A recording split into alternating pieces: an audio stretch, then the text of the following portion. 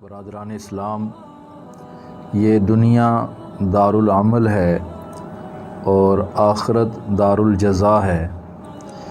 یعنی انسان اس دنیا میں عمل کرے گا اور اس عمل کے بدلے میں آخرت میں اس کو مقام و مرتبہ حاصل ہوگا۔ تو جب تک بندہ اس دنیا میں رہے تب تک عمل کر سکتا ہے، آخرت کے لیے تیاری کر سکتا ہے، اور جب اس دنیا سے رخصت ہو کر دارالجزا کی طرف چلا جاتا ہے تو پھر اس کے لیے عمل کرنے کی کوئی گنجائش نہیں ہوتی۔ مسلم شریف کی حدیث مبارکہ ہے، حضرت سیدنا ابو ہریرہ رضی اللہ تعالیٰ عنہ راوی ہیں، فرماتے ہیں کہ رسول اللہ صلی اللہ علیہ وسلم نے ارشاد فرمایا، اذا مات الانسان انقطع عنہ عملہ، کہ جب انسان مر جاتا ہے تو اس کے عملوں کا سلسلہ منقطع ہو جاتا ہے، یعنی وہ دارالعمل سے نکل کر دارالجزا کی طرف چلا جاتا ہے، اب اس کے لیے عمل کرنے کی کوئی گنجائش باقی نہیں ہے۔ تو یہ قانون ہے کہ جب انسان مر جائے تو مرنے کے بعد عمل کا سلسلہ منقطع ہو جاتا ہے، لیکن رسول اللہ صلی اللہ علیہ وسلم کی نسبت سے اس امت پر کرم ہے جو اگلے جملوں میں جس کا اظہار ہو رہا ہے۔ سرکار صلی اللہ علیہ وسلم نے ارشاد فرمایا، الا من ثلاثۃ، مگر 3 عمل ایسے ہیں کہ بندہ مر بھی جائے تو مرنے کے بعد بھی ان عملوں کا ثواب بندے کو قبر میں پہنچتا رہتا ہے۔ تو پھر آپ نے ان کی وضاحت فرمایا الا من صدقۃ جاریۃ، ان میں سے پہلا ہے صدقہ جاریہ۔ صدقہ جاریہ کا مطلب ہوتا ہے کوئی ایسا کام کر دینا جس سے مخلوق خدا مسلسل فائدہ اٹھاتی رہے،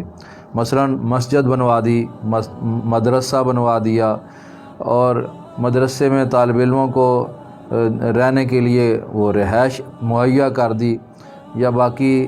جو چیزیں ان کو مسلسل فائدہ پہنچاتی رہیں۔ اسی طرح باقی مخلوق کی خدمت کے کام ہے، کہیں راستہ بنوا دیا، کہیں پانی کا انتظام کر دیا، تو یہ صدقہ جاریہ کے عمل ہیں۔ تو بندہ مر بھی جائے تو جب تک انسان ان چیزوں سے فائدہ اٹھاتے رہیں گے تب تک اسے قبر میں بھی فائدہ پہنچتا رہے گا۔ اور دوسری چیز ہے او علم ینتفع بہ، بندہ اپنے پیچھے کوئی علم چھوڑ جائے جس علم سے لوگ فائدہ اٹھائیں۔ مثلا بندہ کوئی دین کے سمجھنے کے لیے کتاب لکھ دے، جب تک وہ کتاب پڑھی جاتی رہے گی لوگ اس سے نفع اٹھاتے رہیں گے، تب تک اس بندے کو قبر میں بھی فائدہ پہنچتا رہے گا۔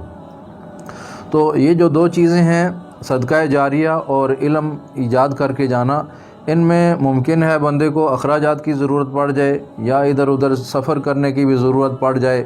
لیکن آخری جو شکاری ہے وہ بالکل فری ہے اور بالکل مفت ہے۔ اسے اگر کوئی بندہ اس کا انتخاب نہیں کرتا تو اس کی کم بختی ہے۔ تو حضور علیہ السلام نے ارشاد فرمایا، او ولد صالح یدعو لہ، کہ بندہ صدقہ جاریہ بھی نہیں کر سکتا، کوئی علم بھی ایجاد کر کے نہیں جا سکتا، تو فرمایا اپنے پیچھے نیک اولاد چھوڑ کے جائے، متقی پرہیزگار اولاد چھوڑ کے جائے جو اس کے لیے بعد میں بخشش کی دعا کیا کرے۔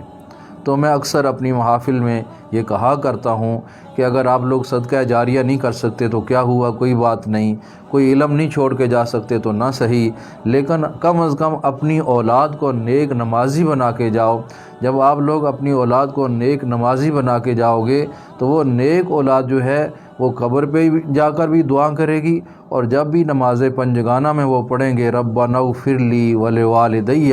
تو ماں باپ کے لیے از خود دعا ہو جایا کرے گی۔ تو یہ نیک اولاد چھوڑ کے مرنا ایسا عمل ہے کہ بندہ قبر میں چلا بھی جائے تو جانے کے بعد بھی اولاد کی طرف سے اس کے اعمال کا سلسلہ جاری رہتا ہے، اور بندے کی بخشش کی دعا کا سلسلہ جاری رہتا ہے جو اسے مرنے کے بعد بھی فائدہ پہنچاتا رہتا ہے۔